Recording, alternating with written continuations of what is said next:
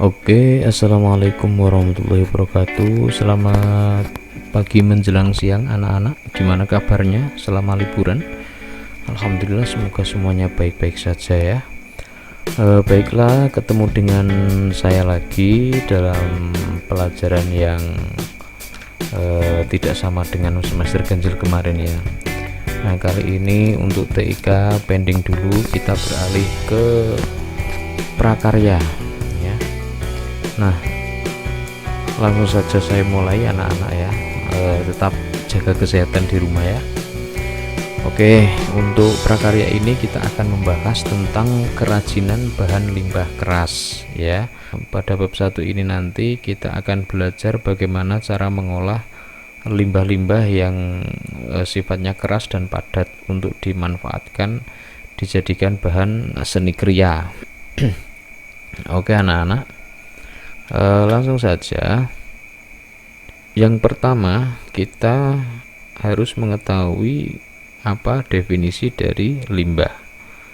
Nah, berdasarkan peraturan pemerintah nomor 18 garis miring 1999 JO PP 85 garis miring 1999, limbah merupakan sisa atau buangan dari suatu usaha dan atau kegiatan manusia. Nah, jadi di saat kita habis melaksanakan pekerjaan yang sifatnya menggunakan bahan-bahan alami maupun bukan alami, nah itu pasti kita akan menyisakan sampah. Oke ya. Langsung saja anak-anak, limbah keras itu ada dua macam. Yang pertama, limbah keras organik, yaitu limbah yang berasal dari alam. Nah, kalau berasal dari alam sudah jelas arahnya ke tumbuhan atau hewan yang sifatnya keras, padat, dan membutuhkan waktu yang lama untuk bisa diuraikan di dalam tanah. Contohnya adalah tempurung kelapa. Ini kalau dari tumbuhan. Kalau dari hewan, contohnya adalah tulang, misalkan ya tulang hewan yang sudah mati. Nah, itu. Yang kedua yaitu limbah keras anorganik. Nah, limbah keras anorganik ini merupakan limbah yang dihasilkan oleh industri ya, atau limbah yang berwujud keras, padat, dan tidak akan bisa diuraikan di dalam tanah atau tidak bisa membusuk. Contohnya apa? Botol plastik. Botol plastik ini misalkan anak-anak membuang botol plastik atau dipendam di dalam tanah, maka sampai ribuan tahun pun tidak akan bisa terurai dan tidak akan bisa membusuk. Nah, ini merupakan ancaman bagi kehidupan kita ya. Ada efek atau bahaya yang akan ditimbulkan dari sampah-sampah ini. Nah, lanjutnya anak-anak, secara umum limbah-limbah itu berasal dari mana saja? Secara umum limbah keras itu berasal dari limbah industri atau berasal dari sumber daya ya. Di antaranya itu adalah limbah industri, limbah pertambangan, limbah domestik, limbah pariwisata, dan limbah medis. Nah, yang pertama ini limbah industri. Contohnya misalkan ada sampah dari kafetaria, tanah, kerikil, batu bata, beton, logam bekas, bahan kimia, dan lain-lain, masih banyak lagi. Kemudian limbah pertambangan contohnya adalah limbah batu bara dan batu batuan, jadi yang berasal dari tambang ya. Kemudian limbah domestik ini yang dihasilkan dari usaha pemukiman, perkantoran, rumah tangga ya, yang berasal dari rumah. Nah, kalian tiap pagi membuang sampah itu namanya limbah domestik. Kalian di sekolah tiap hari membersihkan sampah jajan dan lain sebagainya itu, nah itu merupakan limbah domestik. Contohnya adalah plastik dan kertas. Kemudian yang selanjutnya adalah limbah pariwisata. Nah, pariwisata ini juga menimbulkan limbah loh anak-anak. Nah, berasal dari mana? Dari sarana transportasi. Nah, alat-alat atau sarana transportasi ini kan limbahnya dibuang ke udara, jadi menimbulkan polusi. Contoh minyak, oli, dan lain-lain ya, itu kan menimbulkan polusi atau limbah. Misalkan kapal atau perahu motor di daerah wisata bahari.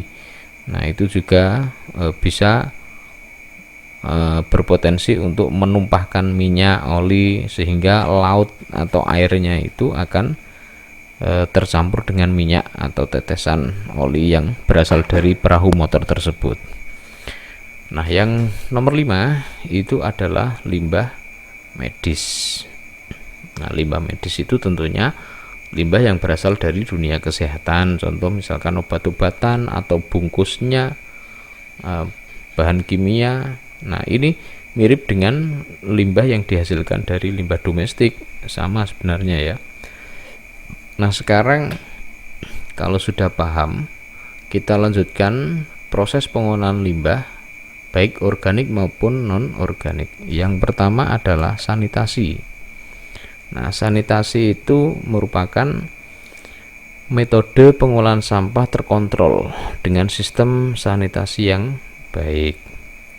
Yang kedua, pembakaran.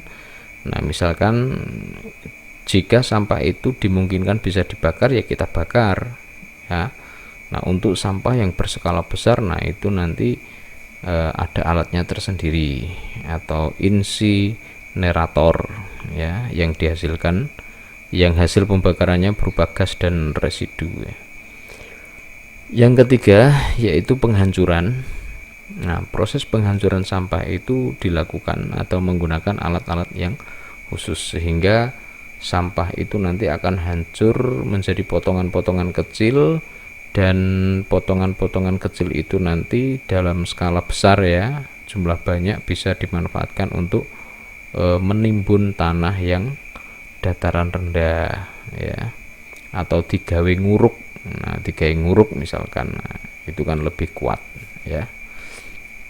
Nah, saya kira itu anak-anak, apabila kurang jelas nanti bisa diputar ulang ya. Nah, sekarang tugas dari saya yang pertama, setelah kalian membaca dan mendengarkan penjelasan dari saya, ini saya kasih tugas dan nanti harus langsung dijawab di komentar WA, tidak perlu ditulis di kertas ya, langsung dijawab di komen WA. Saya beri waktu sampai jam 10.30. Bagi yang komen tepat waktu, maka saya anggap mengikuti pelajaran saya. Namun jika tidak komen atau tidak menjawab, berarti saya anggap absen, meskipun hanya terlambat 1 menit saja. Oke. Yang pertama, sebutkan bahan limbah organik yang ada di sekitarmu, dan setelah kalian menemukan, kira-kira bisa dimanfaatkan untuk apa limbah tersebut. Paham ya? Yang kedua, apa pendapatmu jika sampah di lingkungan kita itu tidak dapat diolah? Nah, kira-kira bahaya apa tidak? Nah, itu terserah pendapat kamu bagaimana ya. Silakan langsung dijawab di komentar WA anak-anak. Saya tunggu sampai jam 10.30. Di atas itu saya anggap tidak hadir. Terima kasih, sekian dari saya. Assalamualaikum warahmatullahi wabarakatuh.